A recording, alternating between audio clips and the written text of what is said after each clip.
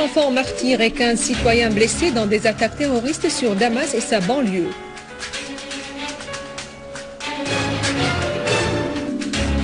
Des unités de l'armée détruisent des caches de terroristes et prennent le contrôle des principaux tours à Al-Wa'ar à Homs.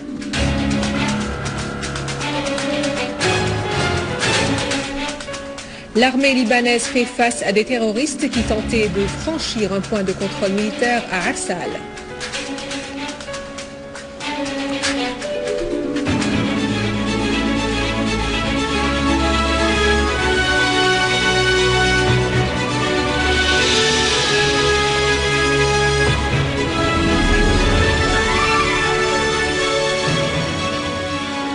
Bon après-midi, après les titres, voici notre journal. 6 enfants sont tombés en martyrs et 8 citoyens ont été blessés dans des attaques terroristes aux obus de mortier sur Doukhani et la place de Harasta dans la banlieue de Damas. Et à Damas, 7 citoyens ont été blessés par la chute de 3 obus de mortier lancés par des terroristes sur une maison près du jardin public Al-Jahez et près du rond-point des douanes.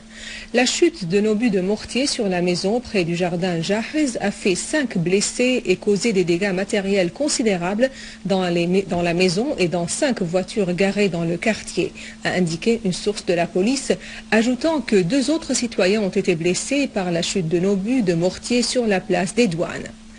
Un autre citoyen a été blessé par la chute de 3 obus de mortier sur la place de Burjarous dans le quartier de Qassa à Damas.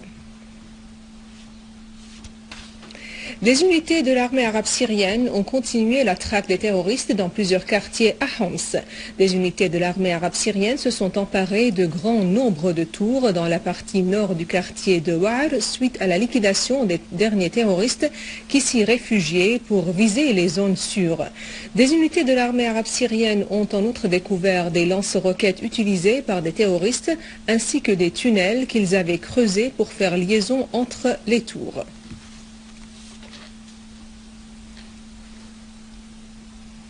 Des unités de l'armée arabe syrienne ont fait face à des terroristes qui tentaient d'attaquer la centrale électrique de Zara à Rastan dans la banlieue de Homs. Des terroristes ont été tués et d'autres ont été blessés dans des affrontements entre les deux côtés. Des unités de l'armée ont par ailleurs détruit 2 caches des terroristes dans le village de Zafarani et près de l'école d'enseignement industriel dans la banlieue de Rastan. Tous les terroristes dans ces caches ont été tués. D'autres unités de l'armée ont détruit des rassemblements des terroristes à l'ouest de Hosh, Qaswat, à Telbissé, faisant des tués et des blessés parmi les terroristes. Et dans la banlieue est de Homs, plusieurs terroristes ont été éliminés et d'autres blessés dans des opérations menées par l'armée. 4 hommes armés des 2 quartiers de Qarabis et de Jandali dans la vieille ville de Homs se sont rendus avec 3 fusils automatiques aux services compétents. À noter que 23 hommes armés des 2 quartiers de Qarabis et de Jourat Shiah se sont rendus et leurs armes mardi dernier aux services compétents. Des terroristes ont fait exploser des charges sur l'autoroute Damas-Souaïda entre les 2 villages de Bouraq et Al-Soura Al-Kabira aux frontières jordaniennes du gouvernorat de Daraa, causant des dégâts matériels sur l'autoroute. Une source du commandement de la police a indiqué que les chantiers œuvrent en vue de réparer l'autoroute. La source a indiqué que des unités du génie avaient désamorcé 12 charges explosives sur l'autoroute.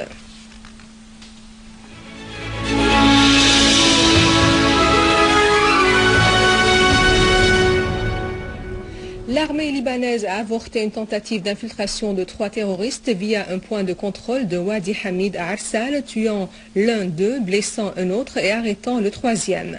La chaîne Al-Manar a fait noter que les hommes armés étaient à bord d'un motocycle et avaient tenté de franchir un point de contrôle de l'armée libanaise à Wadi Hamid, soulignant que l'armée avait ouvert le feu sur eux après le refus d'obtempérer aux ordres de s'arrêter. À noter que l'armée libanaise exécute une vaste campagne contre les groupes terroristes qui perpètrent des actes de meurtre, de vol et de sabotage en Syrie et au Liban sur ordre de leur soutien dans la région. Reste à signaler que cet incident a eu lieu au moment où l'armée libanaise se prépare à l'exécution d'un vaste plan sécuritaire à Arsal en vue de mettre fin à l'afflux d'hommes armés, de voitures piégées ou de lance-roquettes dans les localités sûres à la périphérie de Arsal. Le ministre russe des Affaires étrangères, Sergei Lavrov, a affirmé que Washington doit s'engager aux accords internationaux relatifs à la présence des navires en mer Noire. Dans une conférence de presse tenue à Moscou conjointement avec son homologue kazakh, Lavrov a souhaité que la mission de l'Organisation de la sécurité et de la coopération en Europe soit impartiale dans son action en Ukraine.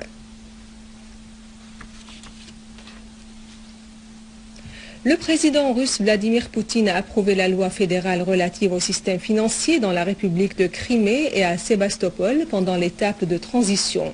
La loi précise les caractéristiques spéciales relatives à la gestion des banques et des institutions financières, en plus des bureaux de change en Crimée et à Sébastopol pendant l'étape de transition. En vertu de cette loi sera réglementée la négociation des valeurs mobilières émises par les organisations dans ces deux secteurs.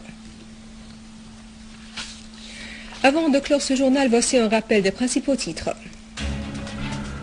6 enfants martyrs et 15 citoyens blessés dans des attaques terroristes sur Damas et sa banlieue.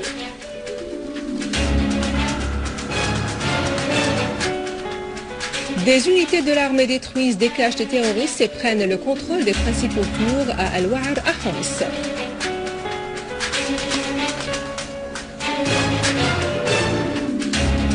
L'armée libanaise fait face à des terroristes qui tentaient de franchir un point de contrôle militaire à Arsal.